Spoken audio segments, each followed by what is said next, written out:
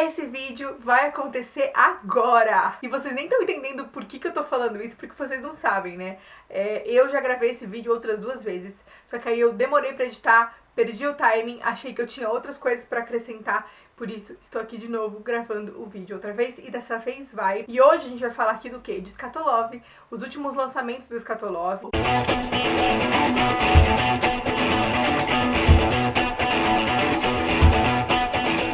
Então bora, porque eu não falei nada sobre essas músicas ainda, além de um pouquinho ali que eu falei no Instagram. Então se você não me acompanha ainda no Instagram, tá na hora de ir lá ver todas as coisas que eu falo no momento que são lançadas por lá. Mas vamos ao que interessa. Faz um tempinho, bastante tempo já, que a gente teve o anúncio de Skatolov que ia ter um álbum novo, e ficou todo esse mistério, todo mundo perguntando cadê o álbum Skatolov, eles fizeram graça com isso e tal. Lá na viagem da Izzy e do Léo pra Los Angeles, eles gravaram uma música, uma versão diferente ali, que se chamava Nada de Bom Acontece na Madrugada, e eles falaram que depois essa música ia vir de outra forma, né? E aí, agora a gente recebeu como primeiro lançamento dessa nova era do Skatolov a música Entupido de Brabuletas. Essa música chegou sozinha, a gente tava esperando o álbum, mas ela chegou sozinha, e ela trouxe várias coisas, e eu vou falar um pouquinho sobre tudo isso agora.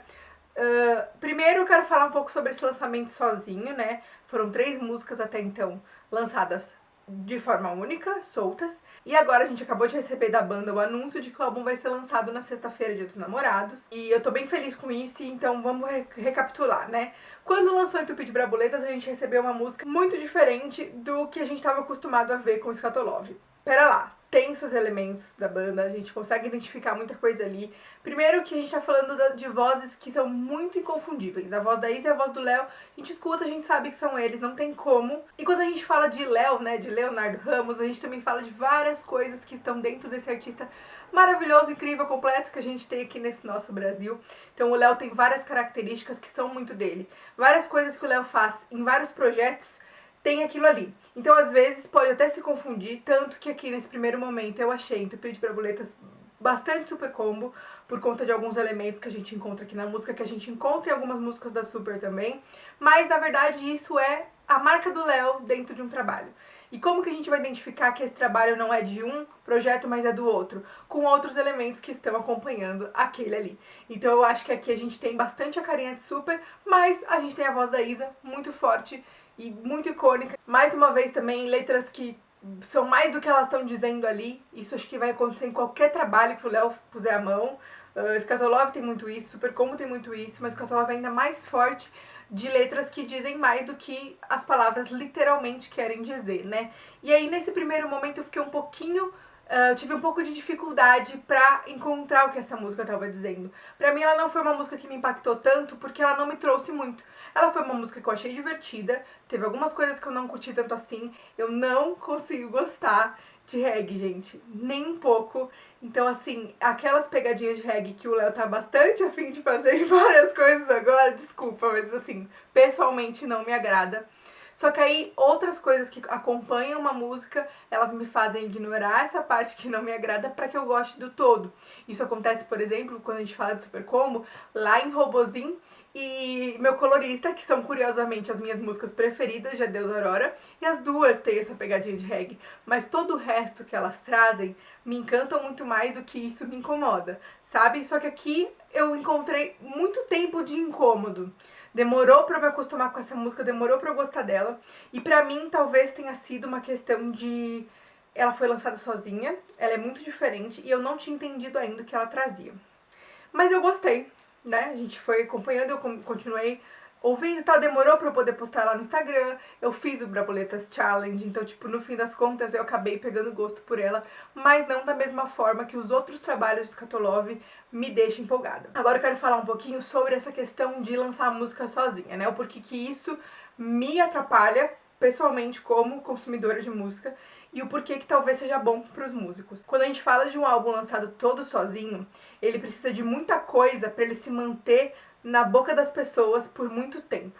Então beleza, vamos supor que lançou um álbum hoje, a banda começou a divulgar faz um tempo, mas enfim, não tanto tempo assim, e só divulgar, ele lançou, todo mundo escutou, gostou, divulgou, pipipi, papapá, daqui 1 mês e meio ninguém mais fala sobre ele, se ele não for uma coisa, meu Deus do céu, sabe?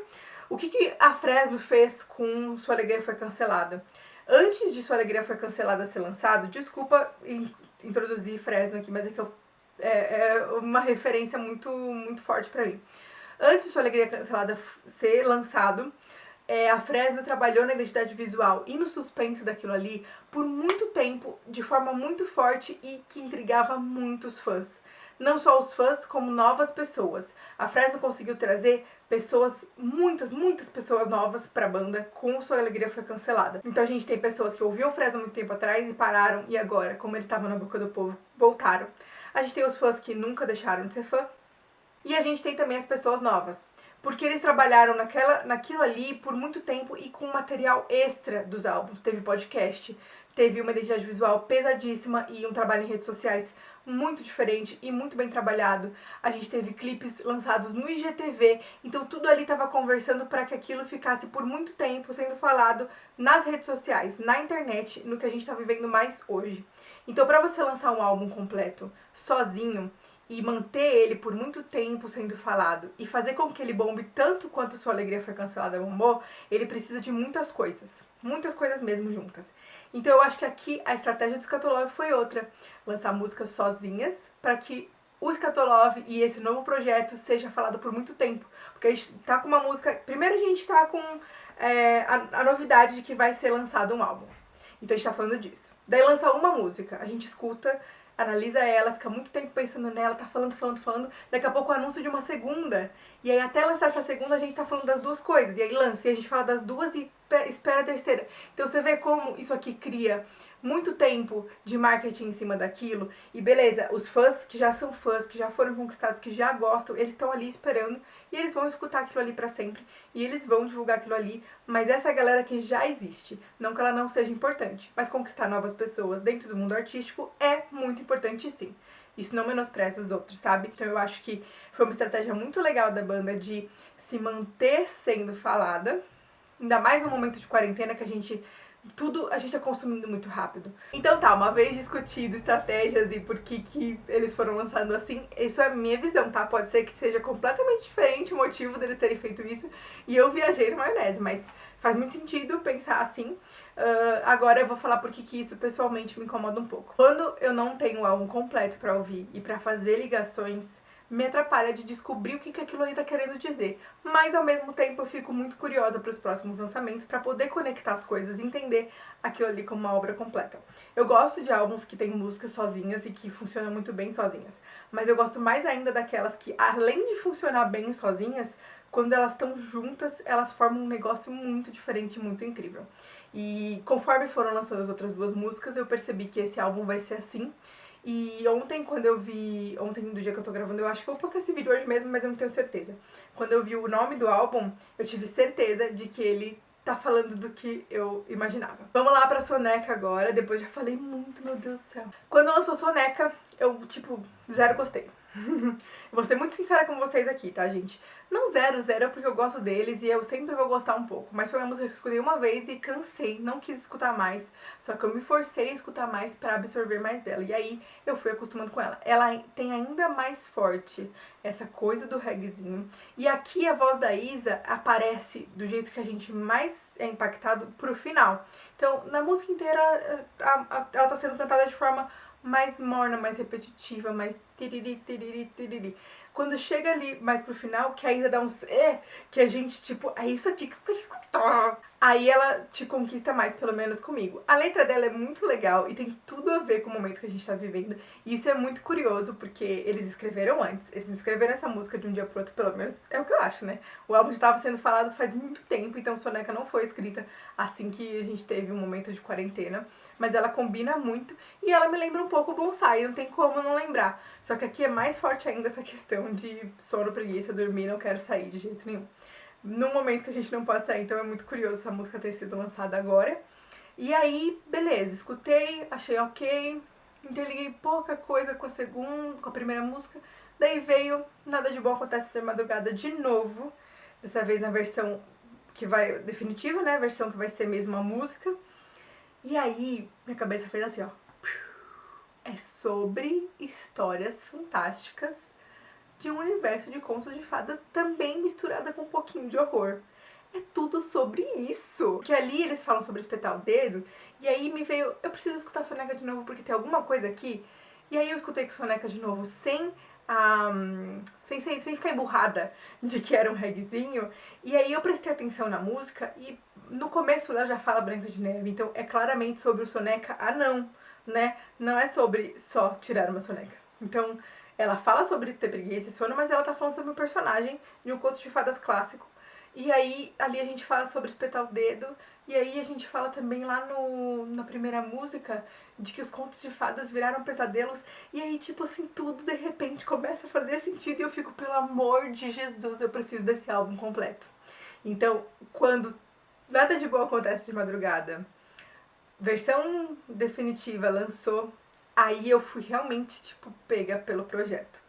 Então demorou um pouquinho pra eu entender tudo isso. Talvez eu tenha sido um pouco lenta, mas me perdoem. Quarentena, gente, vocês sabem. E aí, meus amigos, qual que é o nome que eles me anunciam pra esse álbum?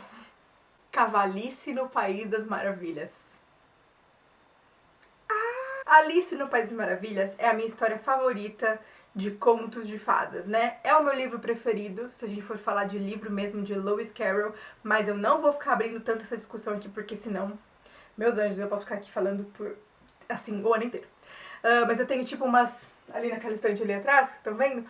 Provavelmente mais de 20 edições de Alice no País das Maravilhas. E aí a gente tem Branca de Neve também, já falado em uma música, a gente tem esse nome. A gente tem Espetar Dedo, que isso aqui é de Bela Adormecida. A gente tem várias coisas faladas aqui.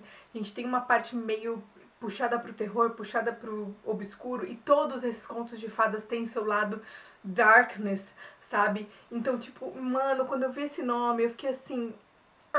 Porque o vídeo que eu tinha feito antes desse, que eu nunca editei, eu tava falando sobre essa minha teoria de ter a ver com contos de fadas, sem saber do nome, só interligando as 3 músicas e trazendo esses elementos. E agora eu tava certa.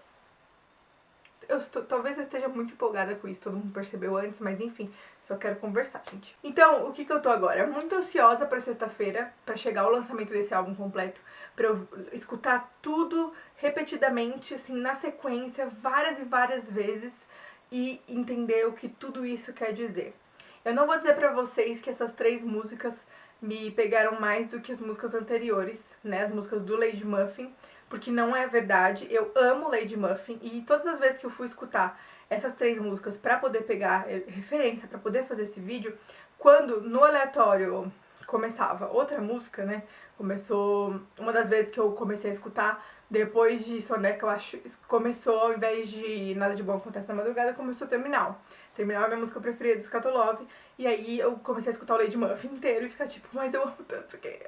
Porque o Lady Muffin, ele tem um peso muito específico, muito maravilhoso. E não enxergo isso aqui ainda. Talvez chegue, mas não enxergo isso aqui ainda. E talvez seja legal também fazer um Lady Muffin versus Cavalice no País das Maravilhas, né? Depois que eu absorver tudo dos dois.